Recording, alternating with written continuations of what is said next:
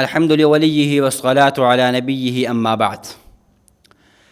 الأضحية بالإبل ثابتة من الأدلة الشرعية، وكذلك الأضحية بالبقرة والضأن والمعز ثابتة من الأدلة الشرعية، وكذلك الأضحية بالجاموس ثابتة من الأدلة الشرعية.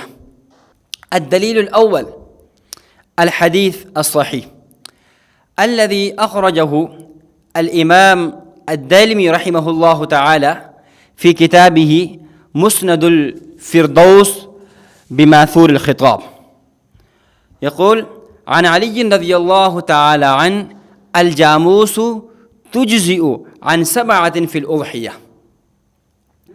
قال الإمام أبو بكر بن أبي شيبة رحمه الله تعالى في كتابه مصنف ابن أبي شيبة، يقول: قال الإمام الحسن البصري رحمه الله تعالى، أحد من كبار التابعين ومن تلامذة أصحاب النبي صلى الله عليه وسلم، يقول: الجاموس بمنزلة البقر، يعني نفس الحكم الذي للبقر فهذا هو الحكم للجاموس.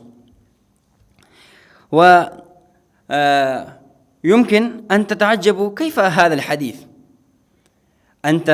أنني ذكرت قول علي رضي الله تعالى عنه وقول حسن البصري رحمه الله تعالى وقلت هذا هو الحديث. افهموا جيدا تعريف الحديث الذي عرف الإمام الطيبي رحمه الله تعالى في شرح المشكاة، يقول: الحديث أعم من أن يكون قول النبي صلى الله عليه وسلم أو الصحابي أو التابعي وفعلهم وتقريرهم. علي رضي الله تعالى عنه هذا هو الصحابي، وحسن البصري رحمه الله تعالى هذا هو التابعي، فثبت أن الأضحية بالجاموس ثابتة من الحديث. والدليل الثاني الإجماع.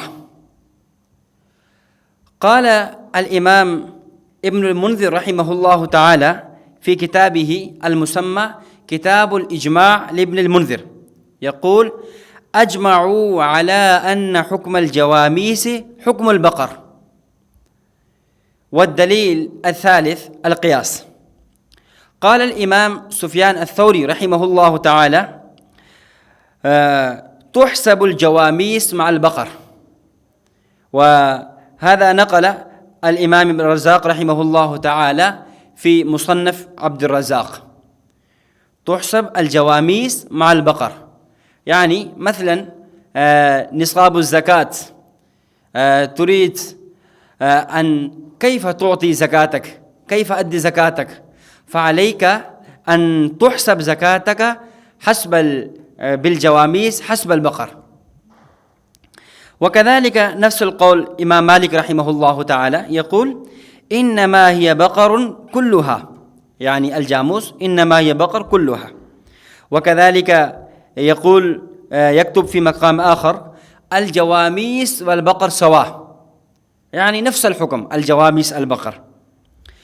الدليل الرابع من اللغة أيضا كذلك المنجد، هذا هو أشهر كتاب من اللغة، يكتب: الجاموس ضرب من كبار البقر.